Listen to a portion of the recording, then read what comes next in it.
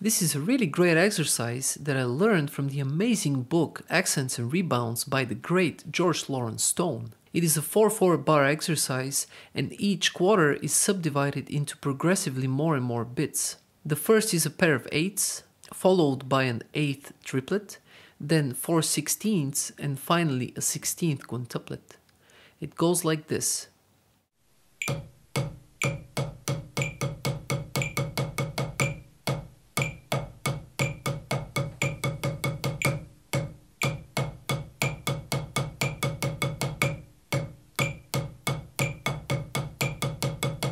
Most drummers never get to quintuplets, but they're actually pretty cool once you get the hang of them.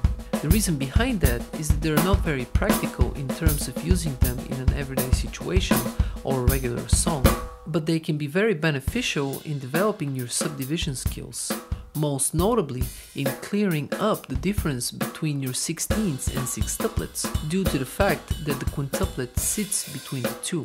In short, developing quintuplets will improve the quality of your 16ths and sextuplets. Easier said than done though, we have to figure out ways to program this new and mysterious subdivision into our brains so we can jam with it. If you've never played quintuplets before, here's how to make them work. You start with, let's say, the right hand playing single strokes, but you count 5 hits and then you stop on the 6th. You do this a few times, then you switch the leading hand and do the same thing but upside down. You keep repeating that process until you can play with each leading hand. After you've done this for some time, you can now connect the two sides. The 6th hit, the one you stop on, is the new one. So that's where you start your new quintuplet from, this time leading with the next hand. So now we try to play them together, and after completing one full cycle we again stop, but this time on the main one. It is critical you get to playing quintuplets comfortably with a metronome, as this will guarantee you are indeed playing honest quintuplets. Spend as much time as you need. Take a few days in a row where you play them for about 30 minutes and try to raise the tempo to 70, 80, 90, up to 100 BPM. So assuming you practice these and you got them down, let's go back to playing the whole line we saw earlier. The first thing you notice is that the quintuplet doesn't fit very naturally with the other three.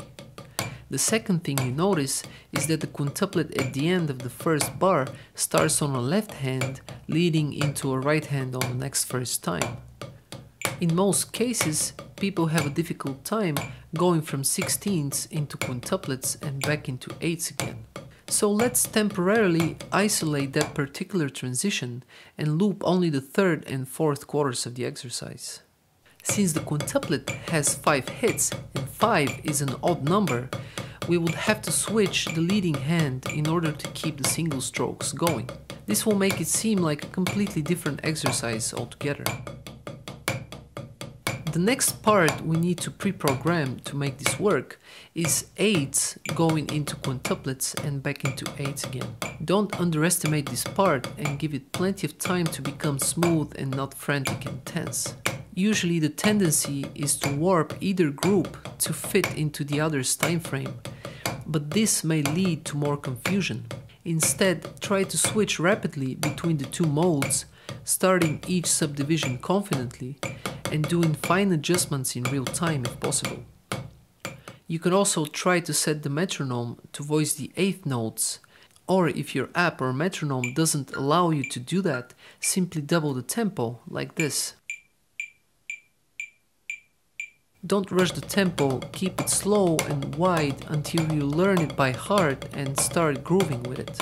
So after this not so short detour, let's go back to the original exercise. I would play it for a minute and you could play along with me if you like.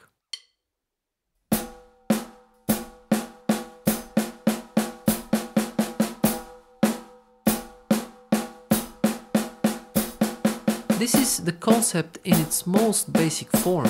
In the next video we will shuffle around the groupings, changing their order and also making some groups diddled while leaving others intact. Please subscribe and comment, that way I know you want to see more videos like this. Thank you for watching Drum Ape.